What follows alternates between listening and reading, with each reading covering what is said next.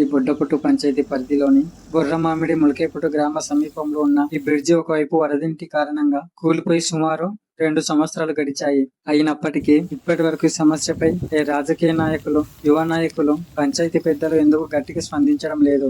ఈ బ్రిడ్జిపై రోజువారీగా పిల్లలు స్కూల్ కి వెళ్లి వస్తున్నారు. ప్రజలు ద్విచక్ర వాహనాలు, ఇతర వాహనాలు ప్రయాణిస్తున్నాయి.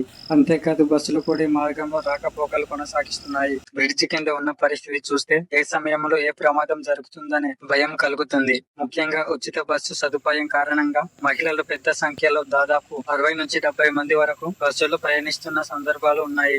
ఇలాంటి పరిస్థితుల్లో బ్రిడ్జి పరిస్థితి నిర్లక్ష్యం చేయడం అంటే ప్రజల భద్రతను ప్రమాదంలో పెట్టడమే. ఒక గ్రామానికి చెందిన సమస్య కాకుండా బుర్రమామిడి, ములకేపుట్టు మరియు చుట్టుపక్కల గ్రామాల ప్రజల భద్రత సంబంధించిన సమస్యగా అందరు కలిసి ముందుకు రావాలి. యువత కూడా ఈ సమస్యపై అవగాహన పెంచుకొని ప్రజల తరపున ప్రశ్నించాలి. మన గ్రామ సమస్యను మనమే గొంతెత్తి చెప్పకపోతే మరెవరు చెప్తారు? ఇప్పటికైనా సర్పంచులు, పంచాయతీ పెద్దలు, ప్రజాప్రతినిధులు ఈ ప్రమాదకర బ్రిడ్జి సమస్యను సంబంధిత పై అధికారుల దృష్టికి తీసుకువెళ్లి తక్షణమే పరిశీలన చేయించి శాశ్వత పరిష్కారం కోసం చర్యలు తీసుకోవాలని మనస్ఫూర్తిగా కోరుకుంటున్నాను. ఇది ఎవరి మీద విమర్శన కాదు, ప్రజల భద్రత కోసం చేస్తున్న విజ్ఞప్తి. మన ఊరి సమస్యను మనమంతా కలిసి ముందుకు తీసుకెళ్దాం. మన గ్రామం మన బాధ్యత, మన ప్రజలు మన కుటుంబం. ప్రజల భద్రత కోసం అందరం ఒకటిగా నిలబడదాం.